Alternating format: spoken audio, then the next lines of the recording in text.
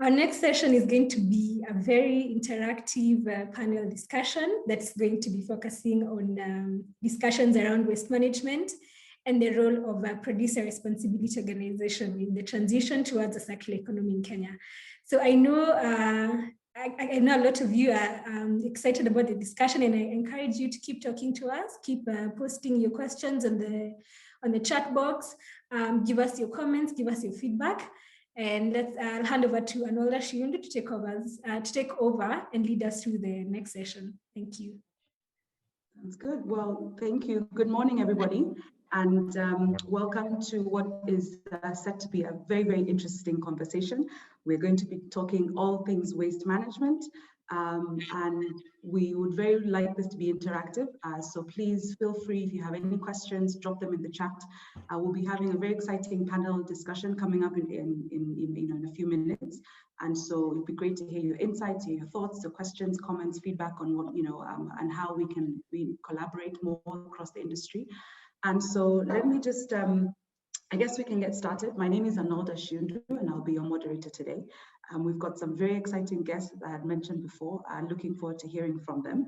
And so today we're talking waste management, and specifically we're talking about the role of PROs in the realization of circular economy in Kenya. And so a couple of questions, why are we discussing this? Why is it important? And so I will be inviting a gentleman called Priyan to give us his thoughts.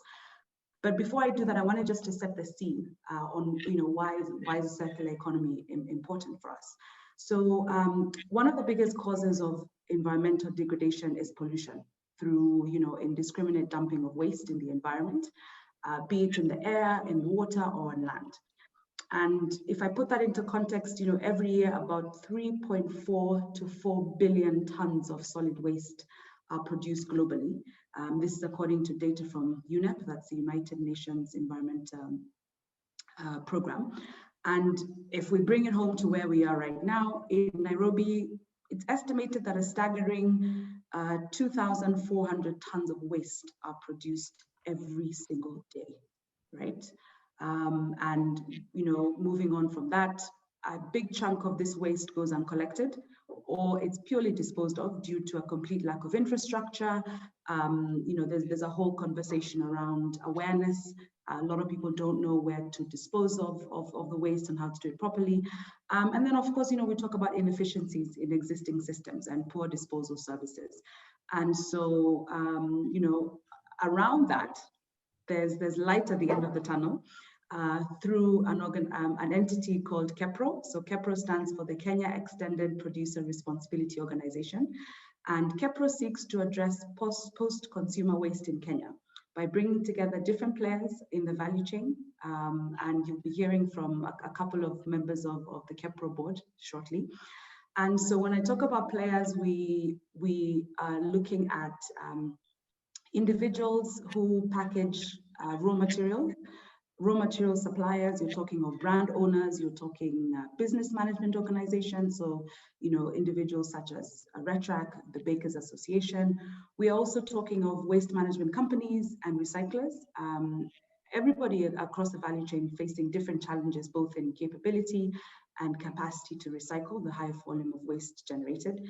And so KEPRO provides incentives and subsidies to improve the growth, efficiency, and viability of the waste collection, sorting, and recycling sector.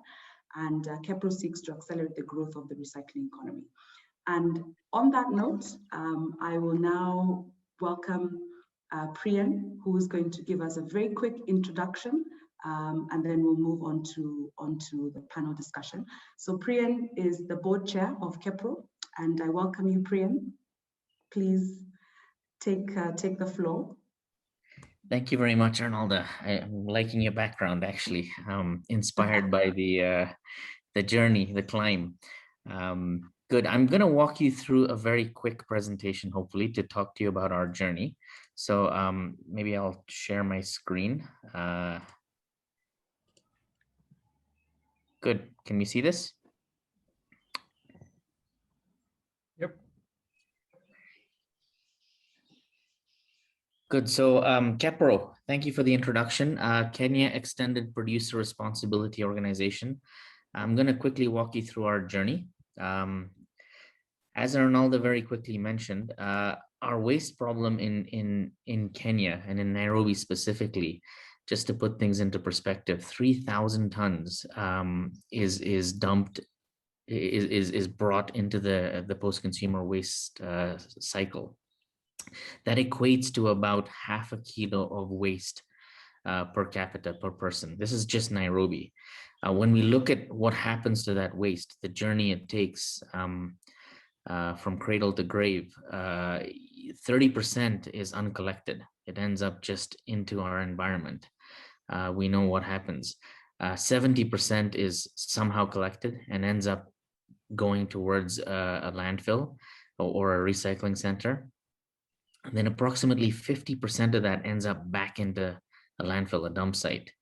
And only 20% of what we collect is somehow recycled. So this cradle to grave concept is a big problem, from land to hand and then back to landfill. We have to stop this, and this is what KEPRO was formed for. When we look at the breakdown of our waste, we always talk about plastic being a problem. Not to say that it isn't, but 9.5% of that waste that is collected is plastic. But the other approximately 90% is other waste that we also need to manage. Organic waste being one of the biggest forms. But KEPRO is initially formed to deal with the plastics problem, but eventually our mission, our mandate is to hopefully deal with all of this waste, organic to other. When we look at the plastics problem globally, we've heard about this a lot. The statistics tell us that Kenya is consuming 0.03 kilos per day. Whereas when we look at industrialized nations, it's almost 10 times that quantity. And as we evolve and move in this journey from a developed nation to a developing nation to a developed nation, certainly a journey Kenya is on, our problem is only going to get worse. When we look at other countries, do they have policies in place to manage their waste? Yes. Kenya is underway, but still no policies formalized. Do they have best practices in the industrialized nations? Yes. Kenya does not. Do they have investment in R&D? Yes. Do we? No. The recycle rates, because of the journey they've already started, is about 30 to, if you look at benchmarks in Europe, 40 targets at 50%. Kenya today, question mark. We're not gathering data. We're not collaborating. We're not a cohesive economy waste economy where we're able to manage and extract that information. So question mark, but numbers are certainly into the single digits. The problem is very simple. Like I said, it's land to hand and back to landfill is what we are defining and showing here as the linear economy. Obviously, we need to move more towards a recycling economy and eventually towards a circular economy, which is the discussion at hand today. What are the problems hindering us from getting from linear to circular? We've got issues like segregation. We're basically taking all our waste, putting it into one compartment and expecting it to get recycled. Putting it into one compartment immediately degenerates its value. And the name of the game here is value creation and waste. When we look at the logistics problem, talking to the collectors, moving it within Kenya from county to county, a big problem, right? So we need to ease that burden on them. Licensing and regulation framework, not there, but very happy to say that we're working with government, collaborating with them, and committing to certain principles and standards, and that legislation should be coming out soon. The legislation talks about product design, which should make things easier to recycle and hopefully move it more from a linear to recycling to circular economy. Looking at markets for what is recycled, Kenya is a small economy, but there's no sense in recycling things and then exporting it. We do need to create that circular economy that we always envision. And then obviously creating awareness and education, understanding the two true problems of what we are dealing with, and not just banning a product called plastic and replacing it with a product that we call paper, which then has been designed into it, with a plastic layer.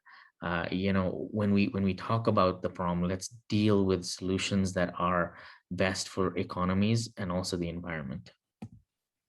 So how do we deal with strategies to building a circular economy? We talked about policies. Happy to say that Kenya is looking at launching something in the coming weeks and months. We've been in very close contact with the Ministry of Environment and NEM on this, looking at holistic approaches with measures integrating all actors, including the informal sector. A very powerful sector that we can tap into here to enable and create value in the waste that is generated. Focus on comprehensive and extensive waste collection and sorting, segregation at source. These are projects that we as KEPRO are embarking on already. Establishing an extended producer responsibility system as a sustainable financing basis. So EPRs and PROs are not a new thing, but certainly they are an enabler, an enhancer, and an engine in making this whole wheel turn. And then finally, incentivizing and promoting all value chain processes in the recycling, sorting, and segregation process. When we look at the evolution of what's happened in the last 2 decades, 20 years, the graph, the map on the left-hand side shows that, EPRs were developed, through the through European countries. Fast forward 20 years, and we can see that this is a norm. This is a trend. So what we are talking about here today is nothing new, but we are certainly bringing it into a Kenyan context and applicable to the way we operate and work here. So it's nice to really see that, Kenya is on the map in Africa. And we are spearheading the discussion and the vision in where we're going. And we're happy to say that we're actually engaging with discussions with many other countries, not only in Kenya, but also across the globe. So our history, very quickly, the conversation started in 2018 when Kenya had embarked on this legislation of banning plastic, and the conversation started to say, where do we need to go? Because we need to have a sustainable economy with choice and freedom to pick packaging, and also a sustainable value chain to deal with waste, post-consumer and industrial. So the conversation started with a visit to Denmark with a few people. We then fast forwarded it a year later. Happy to say that I helped spearhead with a team of people. Akshay is here to help. Was here to help on that also. We developed what's called the Kenya Plastics Action Plan, which is a policy paper we presented to government. Happy to say that a lot of the concepts in there were adopted in the legislation that we are seeing today. KEPRO was then formed, which is the Kenya Extended Producer Responsibility Initiative, which was then changed into an organization which is now launched as of October of last year. So that's KEPRO today. Who are we as KEPRO? What do we do? Very quickly, we're an initiative bringing together players in the waste value chain to address the post-consumer waste in Kenya. Our mission is to foster an inclusive platform for players and the production of recycling towards zero waste concepts, and ultimately a circular economy within Kenya. And our aim is to increase the national awareness and protection of the Kenyan environment and resources towards zero waste and pollution. And how do we do this? Essentially, we're driven by membership, providing incentives and some subsidies to improve the growth, efficiency, and viability of waste collection, sorting, and within the recycling sector. Our core values, as you see through the presentation, are the 3 C's, we call them: the collaboration, circularity, and commitment. In collaboration, we win for the environment. Everything we do is focused on that. It's not a biased focus on plastics are good or plastics are bad. If it's good for the environment, that's where the conversation needs to head and the journey needs to end, or be focused on. True partnership, collaboration, transparency with all public and private stakeholders. Circularity, our true north, is definitely a circular economy, which is the conversation we're having today, and developing a circular economy within Kenya, and supporting the recycling economy. Commitment, we put the environment first. All strategies, policies, and actions that we take are focused towards the environment. Very quickly, how do we operate? How do we work? This wheel here is a quick model on how the PRO works. We have, the raw material entering the economy, goes towards manufacturers and through the entire value chain, back to recycling and back to the value chain. The packaging users, being the brand owners, are the people who service, part of the members. They fund the PRO. We are a non-profit entity and organization, so we're here to service the members in taking the funds and then channeling it back out into the value chain, through the retailers, the private sectors, the collection, in various forms, education, awareness. But one of the key things we do is what we call gram for gram. We take the funds and we redistribute them to collection and ultimately recycling and design practices, so that we start that conversation and that journey towards a circular economy. As a member, what are the benefits you get? You get representation on the board and in the conversation, the direction and the journey we're on. We create education and awareness. We help with lobbying and ensuring that the conversations are geared towards the right conversations, the right directions through policy. We're talking about technology and QR codes that ensure compliance in design, and awareness and transparency in your packaging, being a part of the membership, part of the conversation, and a part of the solution. A platform to engage in recycling and innovation, platform to engage in circular packaging, in design. How do we make sure that we're taking from land to hand and back to hand, as opposed to back to the landfill? We want to avoid that landfill conversation altogether. Impact activities. So this is helping the communities, helping the small innovative ideas and fostering that and growing it. Incubation related activities also. Reducing the cost within the entire value chain. So what do we do within the entire value chain to minimize the cost for our members? And ultimately, we know we're all a business, maximizing the potentials that are there. Access to technical education, best practices, innovation, incubator, and sustainable packaging. So we reach out to the conversations locally and globally, bring those concepts, localize them, adopt them, incubate them, and move them forward.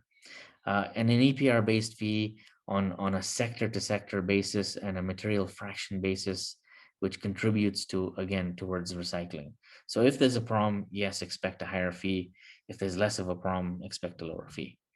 What are the areas that we focus on today? Today, we're focused on just 4 key areas: membership, PR and communications, and administration, and then what we call G4G recycling. So grow the membership base, address your problems, your concerns, create customized solutions for you, focus on awareness and education, make sure we're having the right conversations so that the various stakeholders understand that things are happening, action is happening, and problems are being reduced yet not created. Obviously, build an organization around governance, ethics. We want to make sure, because we are a membership organization, we're serving your needs and giving you standards that are of excellence. We are in Kenya, but we aspire to be of a higher standard of operations.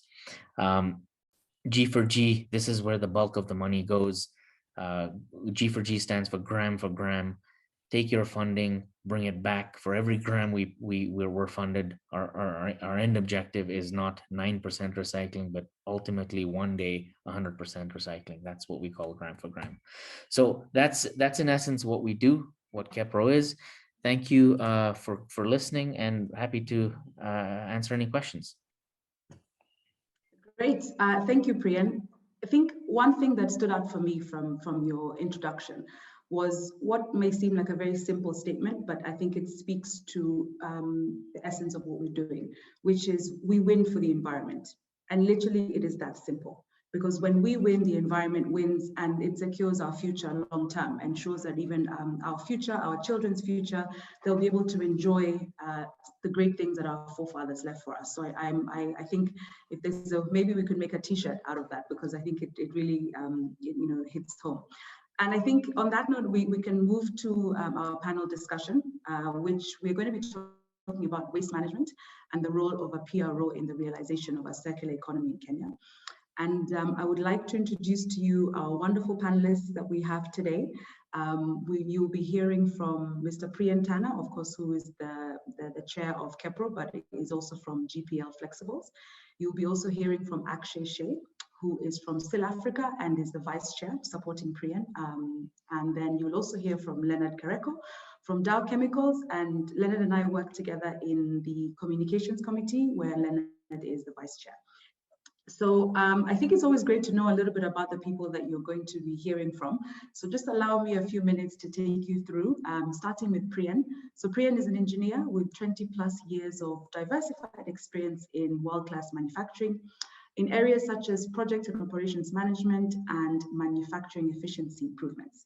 He has a proven track record of consistently achieving and exceeding results through a dynamic combination of demonstrated leadership attributes and strong project management skills.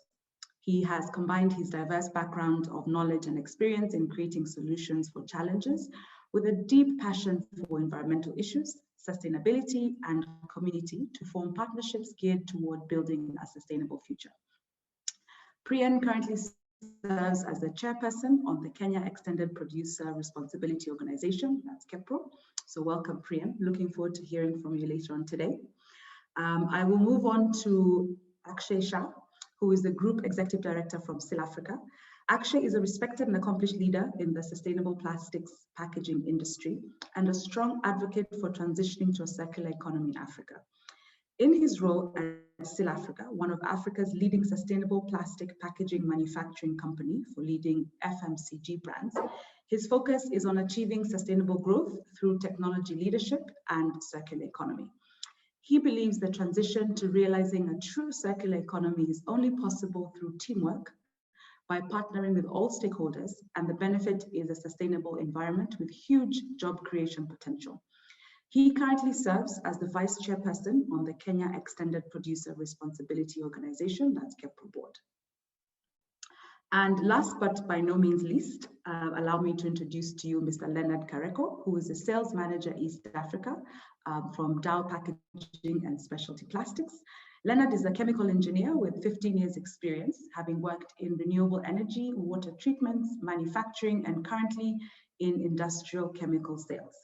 He is a passionate learner and has spearheaded initiatives with the Dow Corporate Impact Fund to create business models based on finding solutions in reduction of food losses and access to clean water.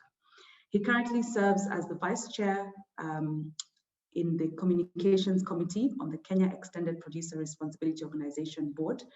During his free time, you'll find him running. So he enjoys trail running, reading, and spending time with his family. So just before we get into the questions, I would like to ask each one of you, and we'll start with you, Priyan, just to give us a very short opening statement, and then we will go into the panel discussion. So Priyan will go first, Akshay will go next, and then we'll go to Leonard.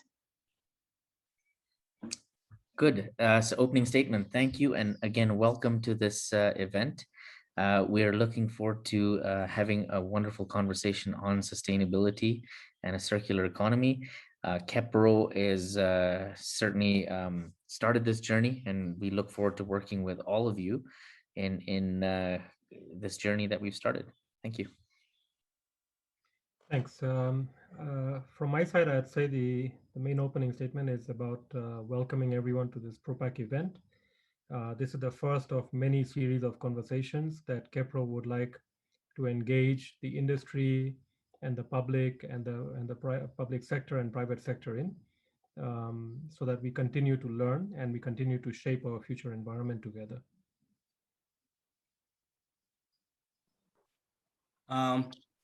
For my opening statement, I would say welcome to the PROPAC event. And as it has been discussed previously, we are here calling for collaboration really across all the stakeholders in the value chain, because what we are faced today, when you talk about sustainability, I don't think it can be handled by anyone in any particular sector. But when we come together, I think we can accomplish a lot. And I'm glad that Kenya is taking a lead.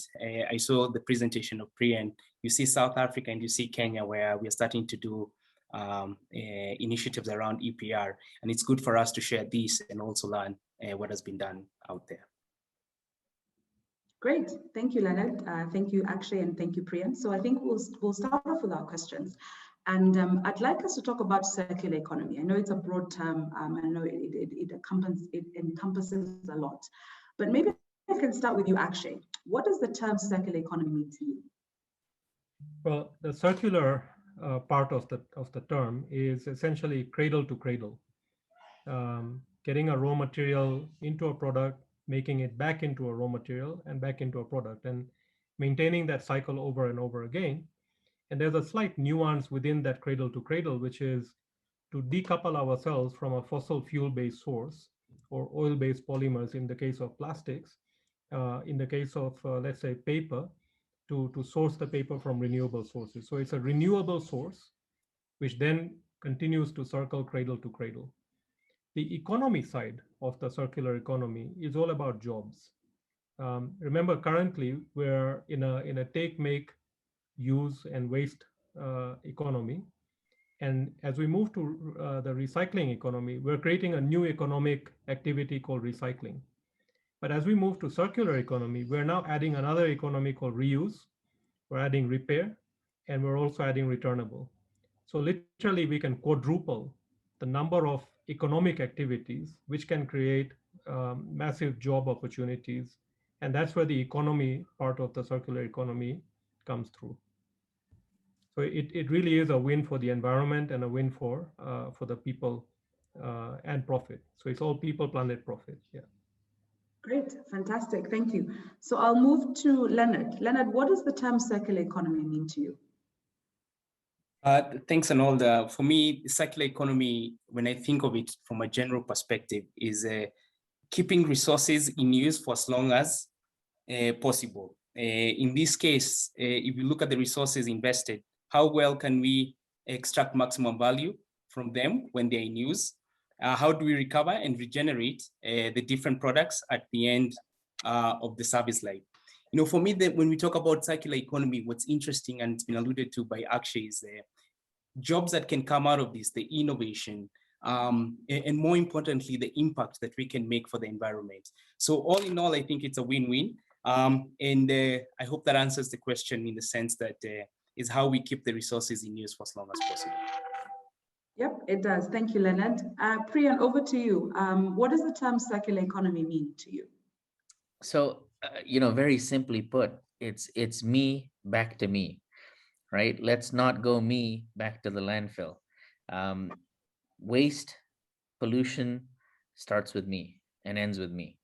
So if we can bring the me into the conversation and not, you know, the you, it's about the journey and the conversation that we've started. And if we can change the context and the conversation from land to landfill, I think and instead go from land to hand and back to my hand, I think we are certainly on the right track. And it is a journey. It's not something that nobody has accomplished it or conquered it yet. The benchmarks we see are at 50%. So it's not a conversation about it's impossible. It's a conversation about How do we make it possible, and how do we start that conversation and journey? And Priyan, I like the use of the word journey, because I think, we are all familiar with the quote that a journey of 1,000 miles starts with a single step. And I think this is exactly what we're doing. And this is why this conference is fantastic, because it is bring us all together to start making those steps, but now collaboratively, so that we have everybody, if everybody makes a step, then we can really gather that momentum and win for the environment. Exactly. Great. And a journey is about a destination also. So let's not be focused on the final destination, although that's a target. Let's focus on the wheels turning in this journey that we're taking, and we'll get there, but collaboratively, with commitment, and then ultimately we'll get to the circular economy, the 3 C's. Good. Great. Fantastic.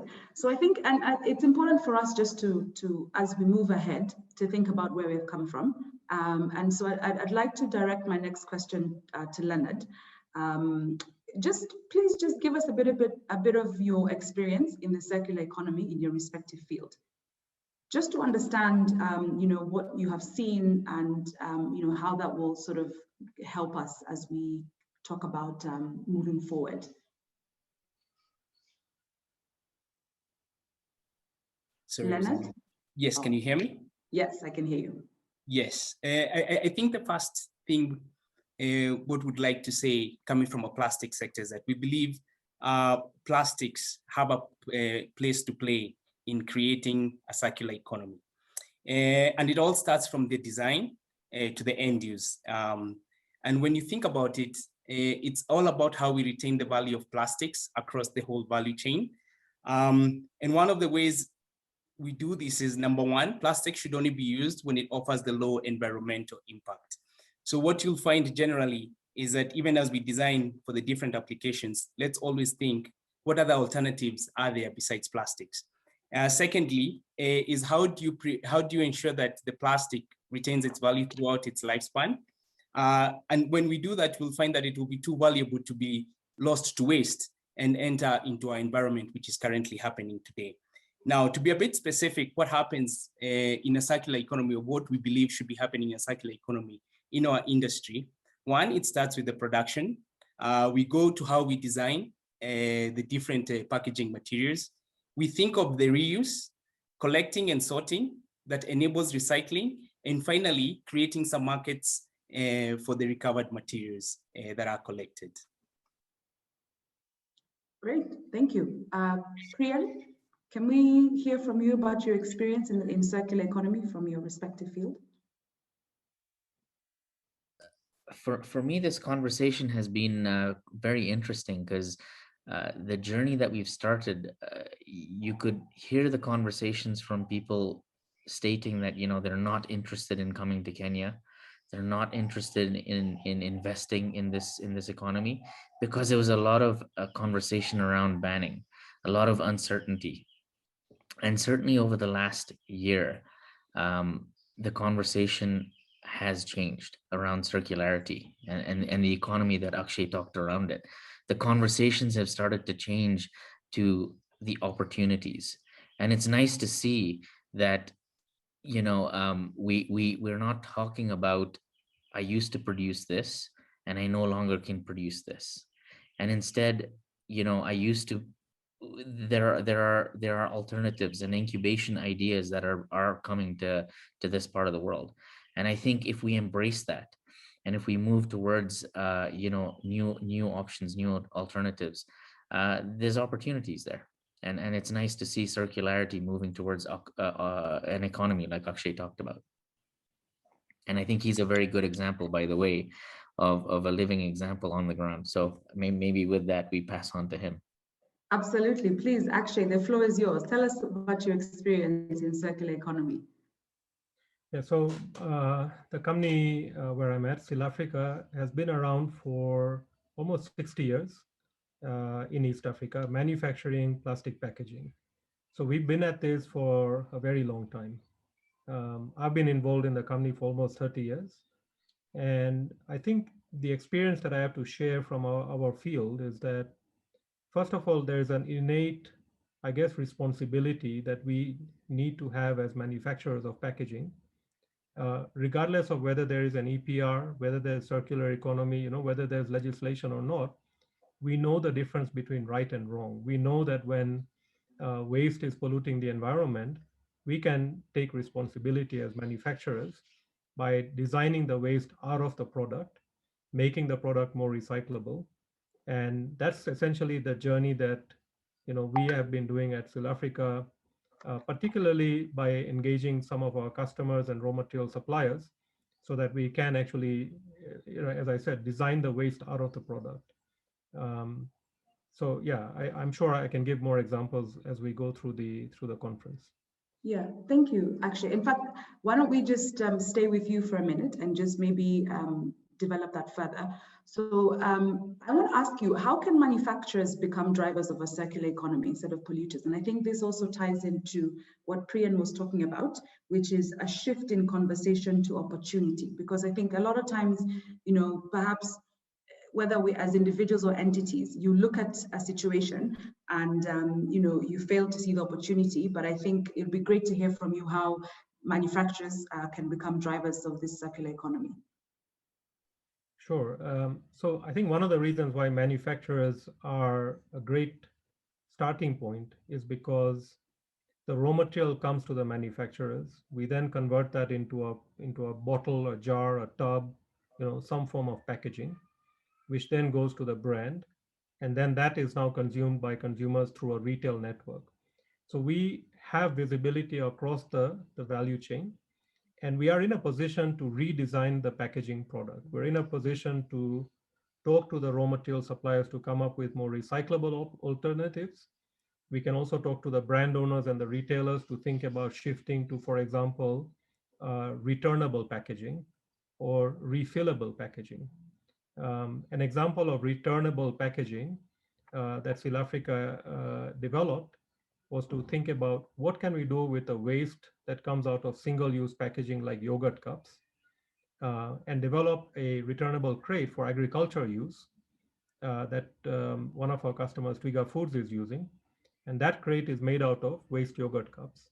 So because we're touching various customers in various sectors, and we see where waste is coming from, but instead of looking at it as a problem, we see it as a resource. And we think about how can we take this waste and make it into something more valuable, maybe for a different customer. So yogurt cups recycled may not be possible at the moment to be used again by the dairy industry because it has to be food safe, but it can be used by a different industry. And that's the sort of recycling innovation that we can do. Another example is going to be around retail innovation. So if we take the example of shampoo or cooking oil, or actually there's a great live example happening in Kenya at the moment for ethanol fuel gel. So a company called Cocoa Networks is actually able to use refillable containers to fill ethanol fuel using ATMs. And that is a reusable container. They can refill it and reuse it. And that really is the key to it, right? Just eliminate the need to dispose the container and keep it in circulation. And at some point when the container fails to perform its function, of course, at that point, it can either go to repair or it can go to recycle. Great, thank you. And Leonard, I think I'll invite you to answer this next question. And just before you do that, I'll keep reminding you, I've seen a couple of questions coming in through the chat. Please keep them coming. We can never have too many questions. So please, we're here to participate in discourse. We'd love to hear your thoughts and your feedback. So let me move back to you, Leonard. Just a few minutes ago, you were talking about plastics. And again, we're keeping in the theme of something that all three of you had mentioned, which is opportunity. And 9 times out of 10 people look at plastics and they just think disaster. And you mentioned that plastics have a role in circular economy, and I think this is also in line with what Priyan talked about when we look at opportunity. And one of the things you said was you talked about retaining the value of plastics. which also ties into what Akshay just mentioned, around retail innovation. So eliminate the need to dispose of the container. And I'd like to hear your thoughts on how specifically how manufacturers can become drivers of a circular economy instead of polluters. Thank you. Anolda, this is a great question that you ask, and it goes back to some of the points that Akshay has touched upon. Because when we think of the role to play, is first and foremost is all the stakeholders. How can we get them to communicate openly what their needs and what they're saying in the different sectors? So an open discussion and collaboration is a must for us to understand and get the pulse of what the brand owner is asking Seal Africa or GPL, who are converters, to do with the packaging. And when that happens, we start now seeing a very good environment for collaboration to solve some of those problems, be it on how do we develop and support reuse formats, as Akshay was saying. The other one is how do we really ensure that whatever we put out into the market as packaging has the lowest environmental impact, essentially. And I think for us, something that's interesting and what's developing as we go and talk to basically most of the players in this sector is how do we invest and collaborate on waste management infrastructure to improve recovery? Because if you saw the presentation that some points that Priyan touched upon, there's a big chunk of what gets into the environment that doesn't get recovered. So if we are able to improve on the recovery, for sure, then we make a big impact on what can be recycled. I think the other one is how do we increase recyclability and stimulate the recycling markets? Because at the end of the day, and I was so glad the example that Akshay gave around recycling of crates from yogurt cups, because this is at the end of the day, for recycling to be successful, there needs to be a market for the recycled product. And I think lastly, and I think Akshay alluded to it, is that there has to be a strong demonstration from us manufacturers, and by making strong commitments and trying to stick to them, essentially. And the commitments can either be done on platforms like the UN Sustainable Goals on how to protect our environment by indicating how much we are going to have of recycled product coming or being put out by into the market by Dow. The other thing is that we can make a strong commitment on all projects around creating awareness for the future generations, so that we do not lose the momentum of people understanding that we really need to protect the environment. Great. And I think picking up from when we talk of innovation and from what you and Akshay have just discussed, what role do you see eco-design, right, and innovation in specifically waste reduction? Leonard, this is for you.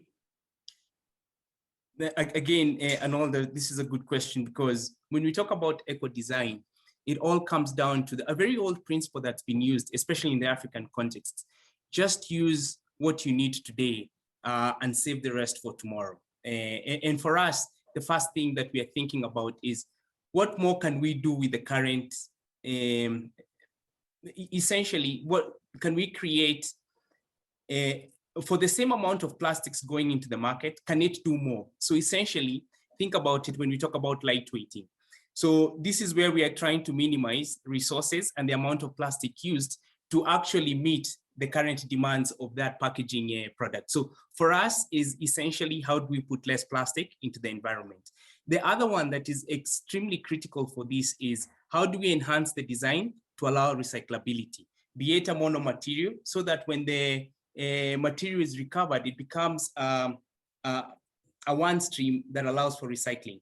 Today, what you find is for any structure, especially in some packaging applications, you have 3, 4, or even 5 different materials in one structure, and each have different profiles, and all of them require different ways of recycling, which really complicates the whole chain of recycling. So when we talk about eco-design, one is putting less plastic into the environment, but still maintaining the functionality. And number 2 is how do we design to allow for recyclability, and how is that communicated to the people who are collecting waste, that this product can be easily recycled, collected and recycled. And I think the other one is really how do we collaborate across the value chain really to understand how we protect the environment while maintaining the functionality across. So it's a give and take across the value chain from the converter and also from the brand owner.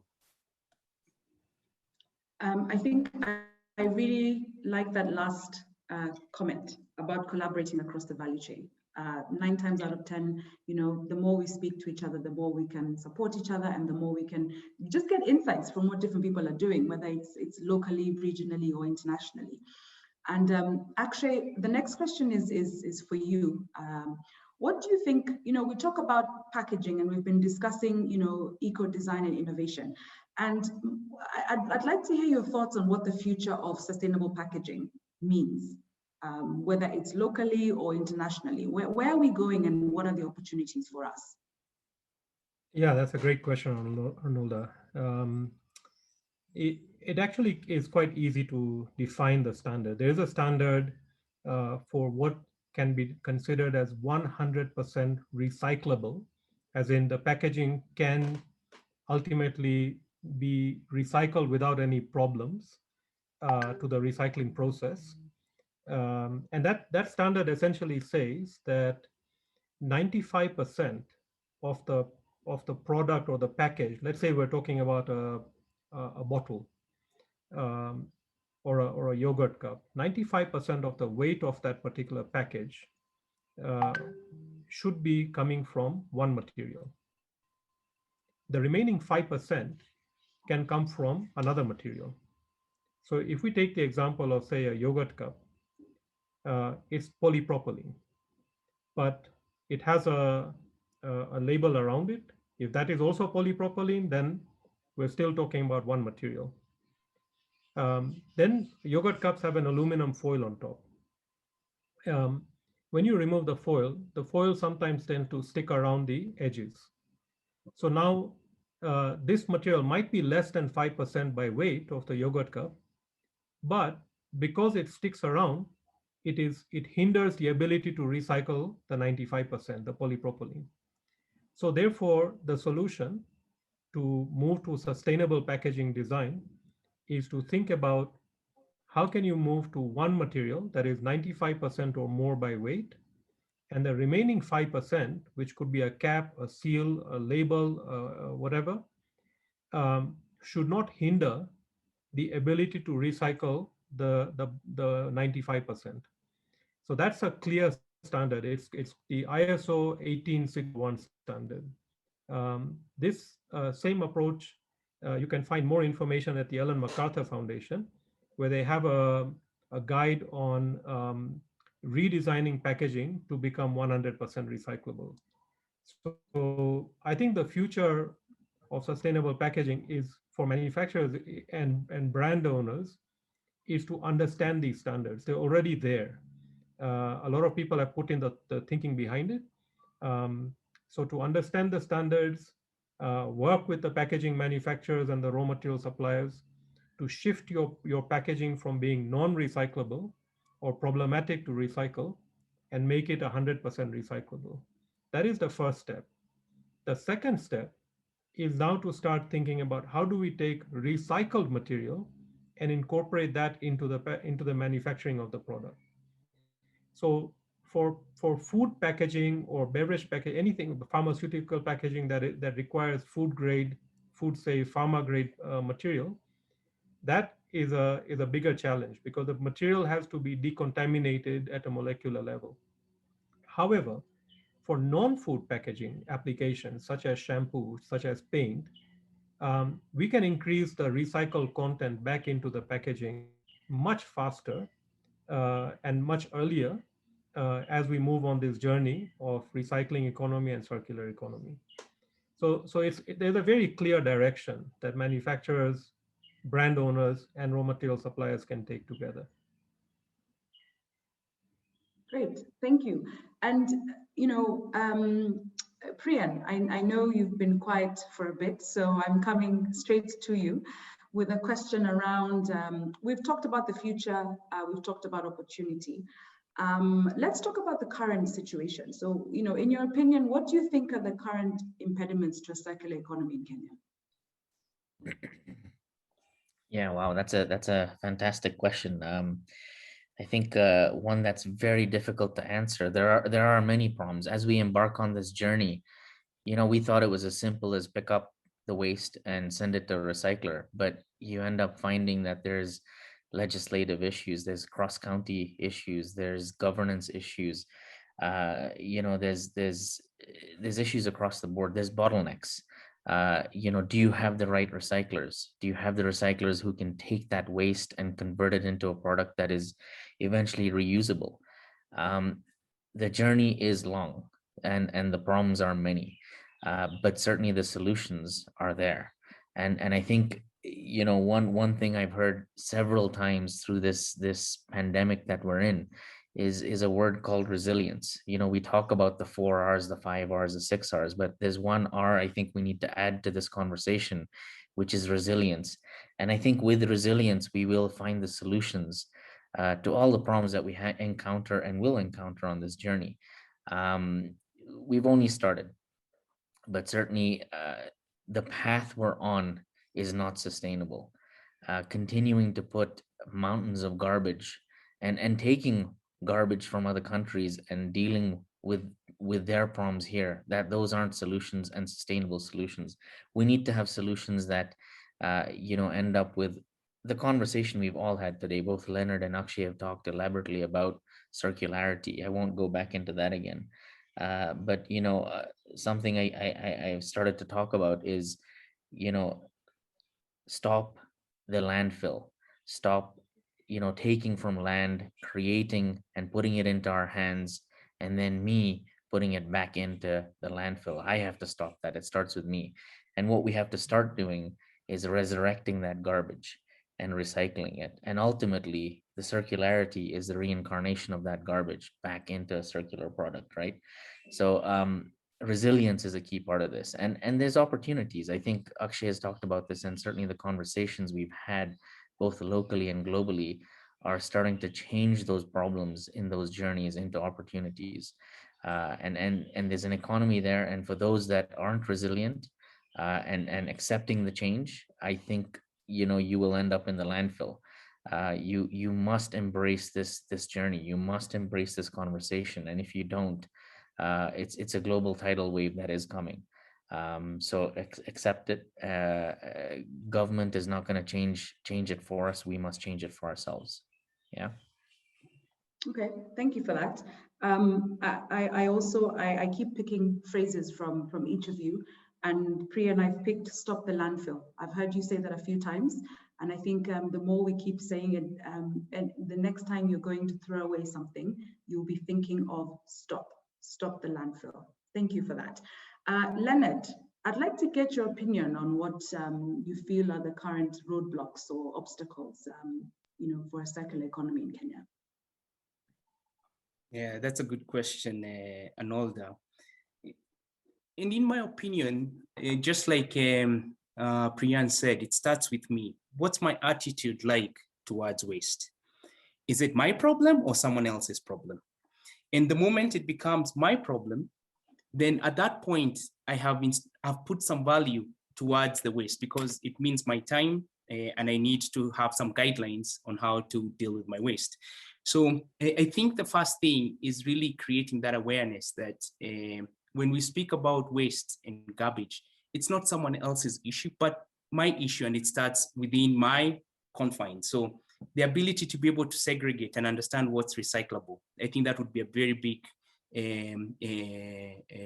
change on how we look at waste, because then there's value to it. If I take my soda bottles or my water bottles, I have somewhere to go and get some money for it. The moment at that point it's monetized, then it becomes interesting. So I think those systems, creating those systems where anything that's recyclable is monetized, then I think we start having a different conversation. And I think the other thing that essentially that we see is that, do we have regulation that supports it? Because at the end of the day, voluntary systems work, but I think to accelerate and really see the big change that we are looking for around how we treat the environment, regulation plays an important role. So I think government has a key role to play around regulation, which obviously drives the consumer and the behaviors of people. And then finally, I think we need to see a lot more investment and commitment from all the value, on all the stakeholders in this value chain. You know, when you look at the discussion and you look at the world Priyan was showing, we have so many different people. If everybody carried their weight and understood what they need to do across the board, we would see quite a big shift on how we look at waste and how we deal with it. And finally, just like Priyan said, I think waste, stop the landfill. I think this is the reality, and this is where the future will be, is really how we create value out of the different waste streams that we have. Great, thank you for that. Akshay, I'd like to hear your thoughts also on, what are the current impediments to circular economy in Kenya? Yeah, I think the biggest impediment is mindset. We've been living in an industrialized economy since probably the 1920s or even earlier. And to shift to a circular economy needs a different mindset. And it is in human nature to resist change, unless that change is perceived to be good for us, in which case we rush towards that change. So how are we communicating to Kenyans that circular economy is good for them, is good for their pocket, is good for their family, is good for their neighborhood, is good for their country? And I think a lot of that drive towards a positive change is going to be to talk about the opportunities from innovation. One of KEPRO's initiatives is to create an innovation incubator, which will help entrepreneurs who have ideas of what to make out of recycled packaging waste into products that have a functional use. Another positive change that let's look at now beyond entrepreneurs and look at large companies and even the public sector, the government at large. Think about how much raw materials for different types of packaging are being imported into Kenya, right? And that is essentially our currency leaving the country. So if we want to become more resilient, taking a page from Priyan's words, as an economy, then we need to be producing our own raw material and importing less. And we have so many resources available under our ground, under our rivers, in our landfills. We can convert these resources back into new products instead of having to keep importing raw materials into the country and having our dollars leave the economy. So there's a lot of positive reasons to move towards circular economy. And KEPRO is going to be, through your leadership, Arnolda, as the chair of the communications committee, spreading that message that there is a reason to move towards this change because it's positive. And then the mindset will shift. Absolutely. And what I liked about what you mentioned is that, and Leonard talked about this as well earlier when he talked about attitude, right? So first thing, it starts with me. Priyan had mentioned that, which is, stop the landfill, it starts with me. And Leonard discussed attitude, right? So what is my attitude towards waste? Is it my problem or is it someone else's problem? And I think, and just to close it off, Akshay, you talked about the biggest impediment is mindset. But what I was also encouraged to hear you say is that, yes, we've identified what the problem is, but then you've talked about the opportunity as far as KEPRO is concerned and the work that KEPRO is doing to support or to shift this mindset through incubation. I think there's lots of opportunities out there, and it's not just about incubation, but I think it's also hand-holding. I think it is it's great to hear the fact that KEPRO is availing this space where people can come and learn, but then they learn with the experts, right? Whether it's the experts from people like yourself and Leonard and Priyan, who have had years and years of experience, basically now teaching you, because you teach one person, that person can then go and teach other people. And so I think it's very encouraging to hear that that's what KEPRO is doing as far as the knowledge sharing is concerned. And yes, Leonard, you and I have a lot of work to do to make sure that we support in the narrative conversation and shifting of the mindset. But I think we're up to the task. So very exciting. So yes, I think I'll keep reminding Our viewers, please keep the questions coming in. I'm seeing a lot of notifications coming up, and looking forward to answering your questions and getting your feedback. And so I'll just move on to the last few questions to the panelists. We talked about regulation. I think this was something that Leonard spoke about, regulation. And I just want us to touch on that just for a little bit. What do you see as the government's role in circular economy? I know regulation is one, but are there other roles that you think the government can maybe do more of, or maybe, what do you think? Let me start with Priyan. What do you see as the government's role in circular economy? Well, I think the government is what I would term an enabler and an enforcer in the regulations that they put out.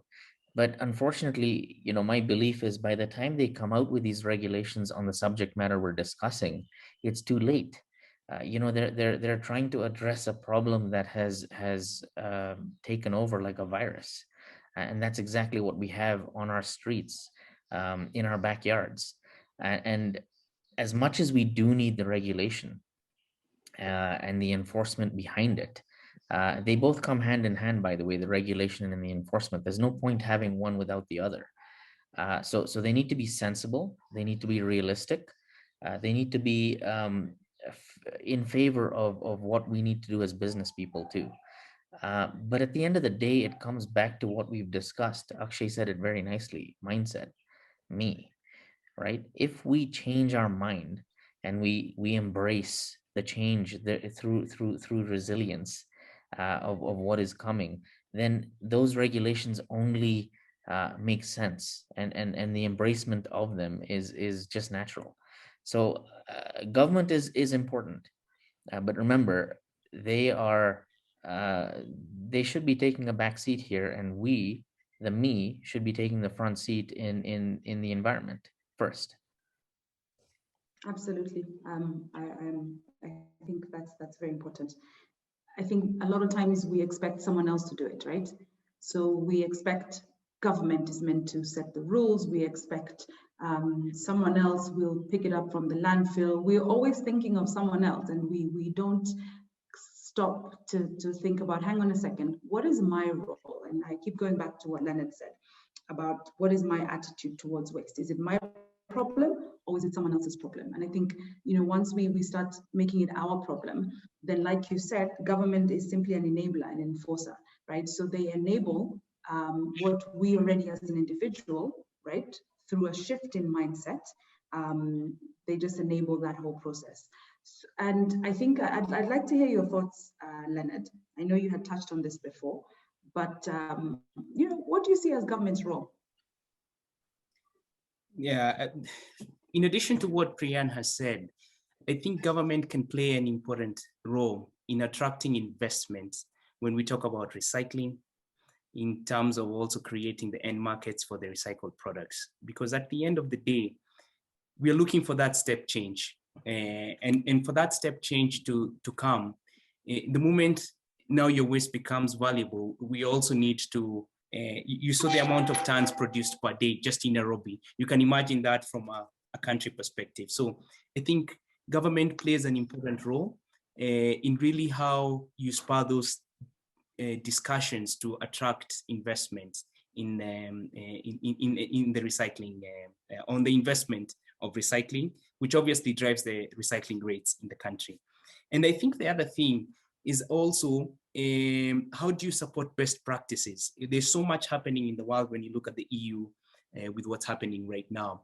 But when you see those best practices, I think, and maybe to Priyan's point, government can become an enabler for us to adopt some of those best practices, promote them, and scale them, especially now when we talk about devolved government, so that you can see the same replicated in each and every of the small counties, and not small counties, but in each county you have a proper, robust way of treating waste. So I think one, as an enabler, and two, to attract investment, government plays an important role and can create the step change we're looking for. Excellent. Thank you for that, Leonard. Priyan, just before we close, I'd like to get your thoughts on the informal sector.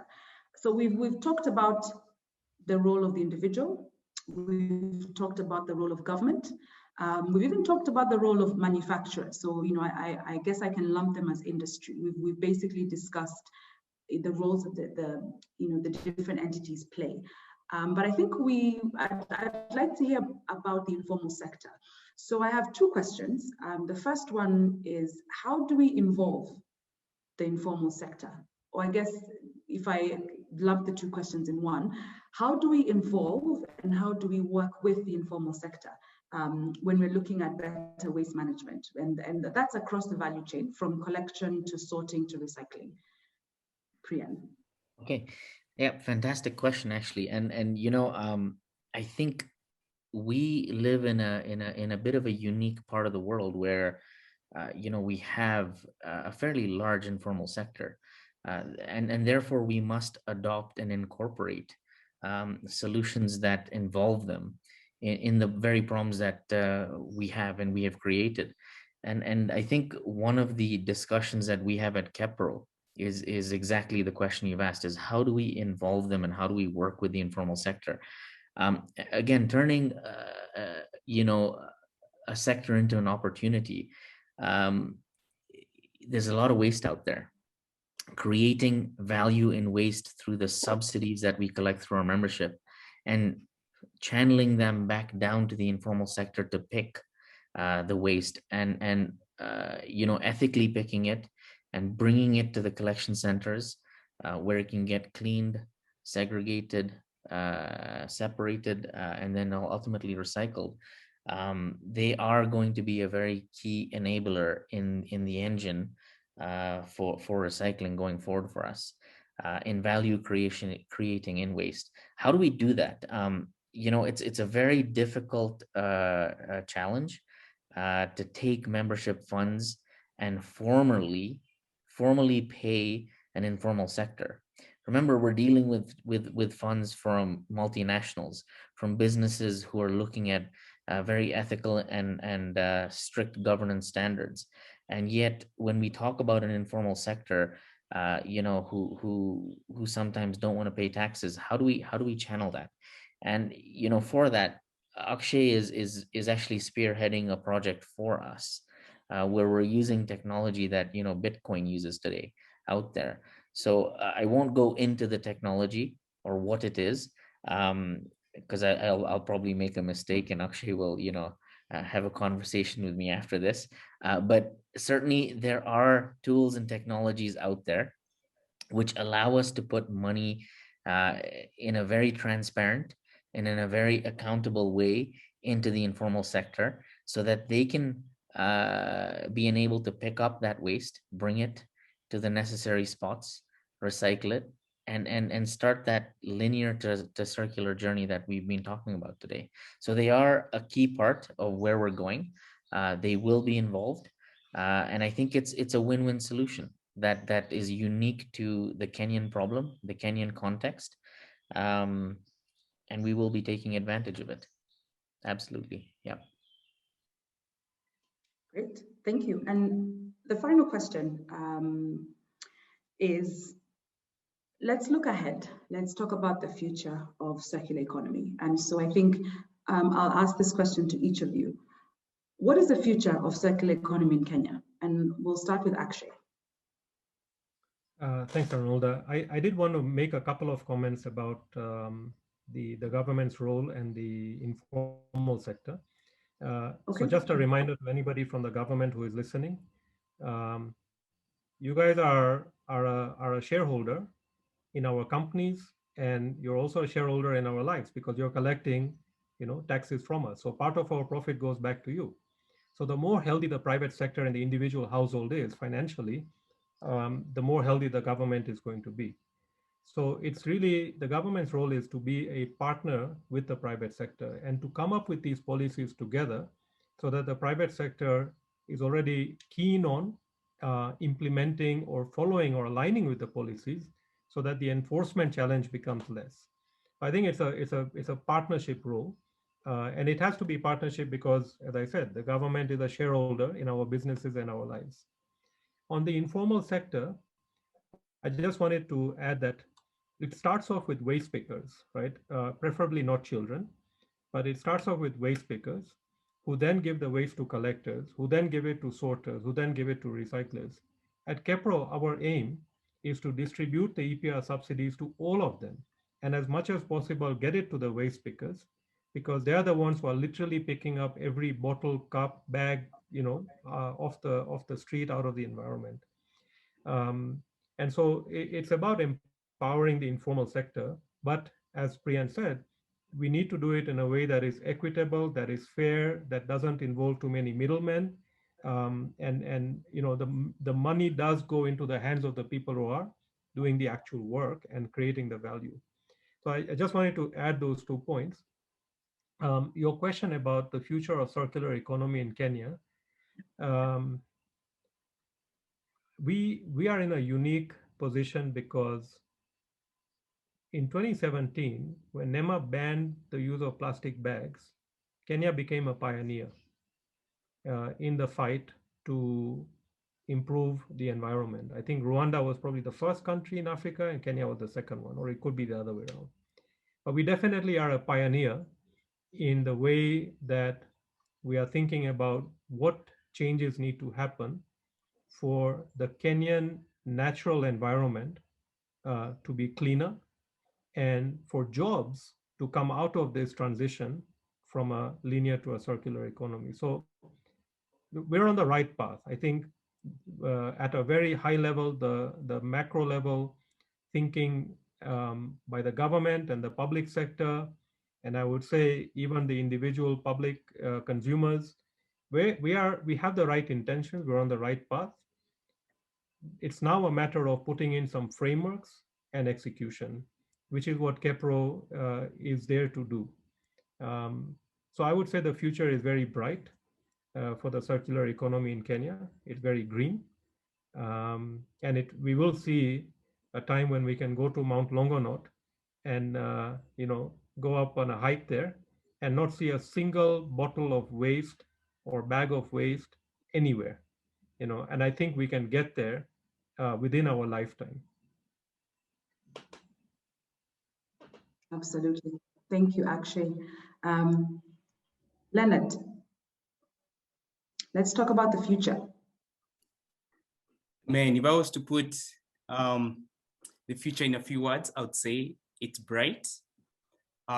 It's one full of optimism around job creation, and more importantly, innovation. And why do I say this? If you look at just the industrial base of Kenya, and I'll speak in Kenya because this is where KEPRO is going to have its first impact. The investments made by companies, especially the converters, is world-class. We have people who have traveled and have seen the world and are willing to bring what they see in terms of different formats of packaging to borrow from what we have seen from other parts of the world. So it starts with the base. I think we have KEPRO now, which forms a very good base that brings together all the stakeholders. And that was a big missing part whenever we spoke about how do we tackle this issue. We had a few players, but not everyone on board. But with KEPRO, you've already provided a vehicle where people can plug in and come and participate at the different levels of participation. Number two, I'm excited because if you look at Kenya, the biggest resource we have is the people. We as Kenyans, we are entrepreneuring, we are thoughtful, we are innovative.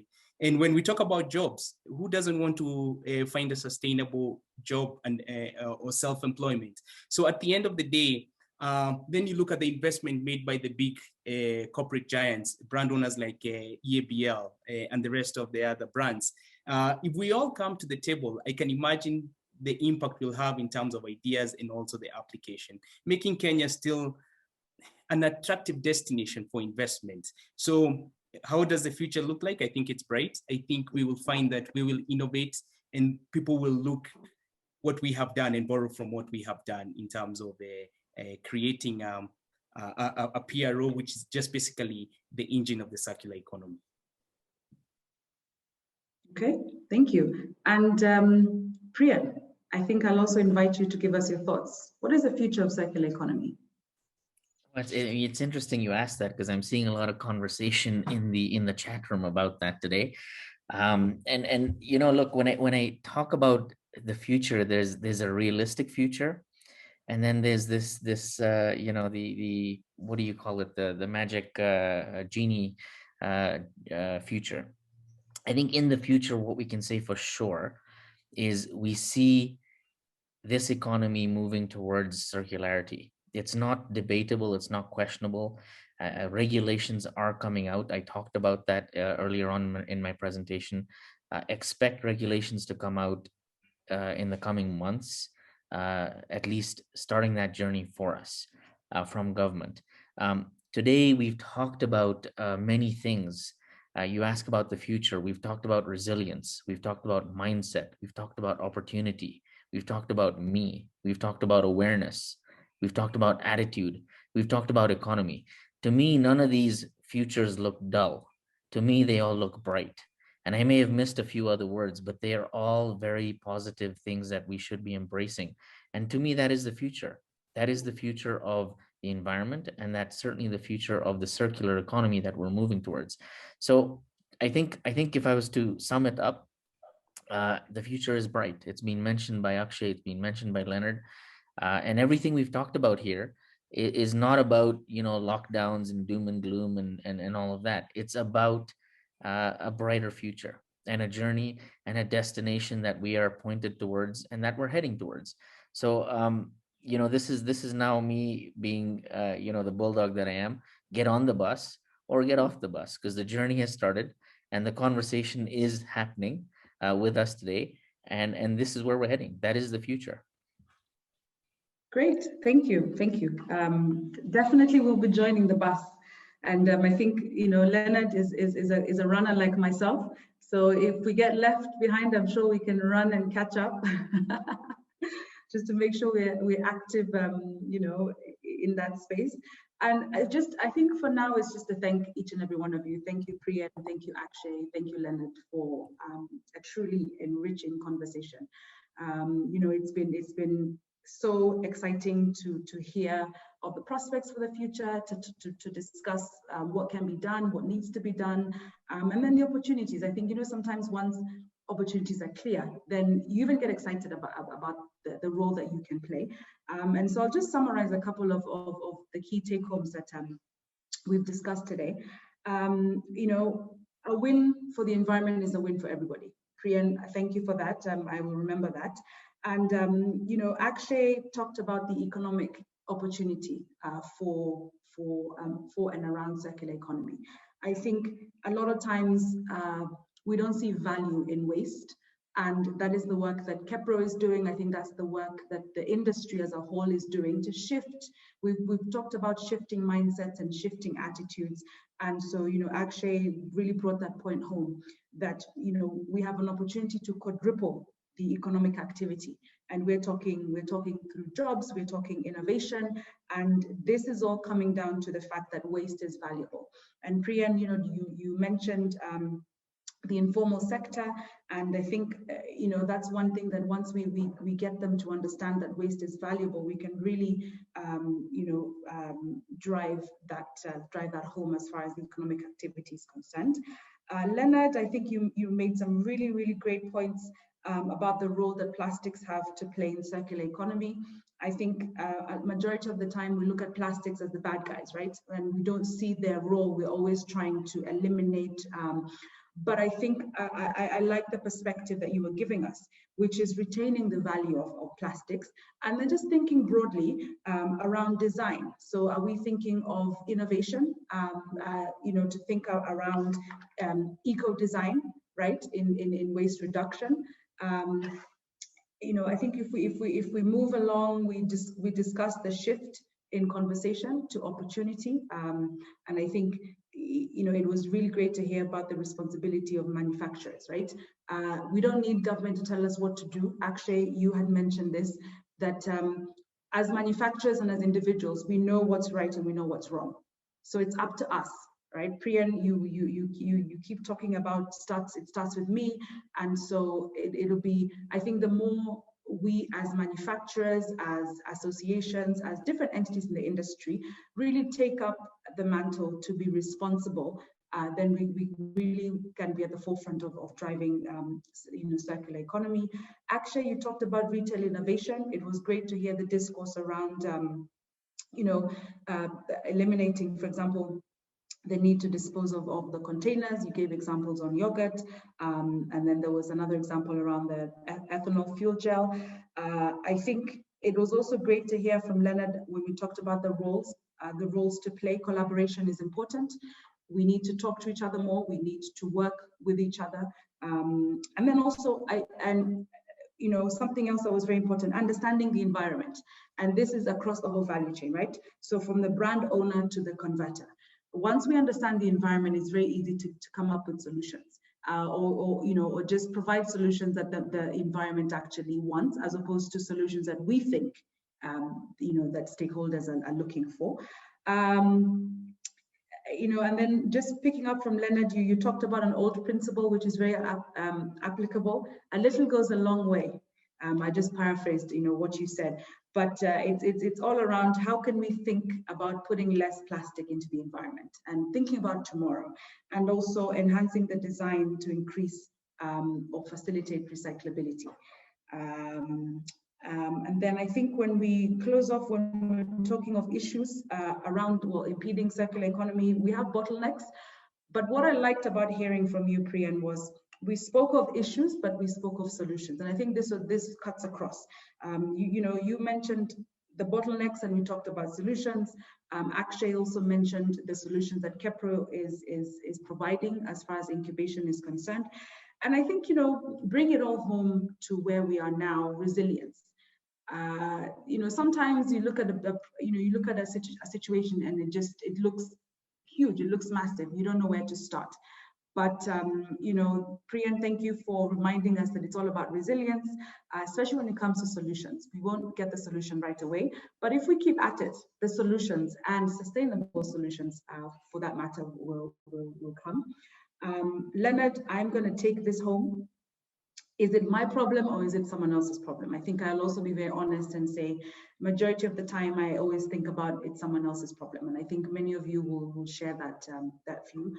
And so I will do my part to start thinking, is it my problem? And what can I do? How can I be better? And so I think the other take home was when we talked about government. I think, Leonard, you touched on something that was very important around attracting investment, right? Waste is valuable. How can we support government to attract investment into the country so that we can increase the pool of people who are looking at waste as valuable? And I think the other big thing was around best practice.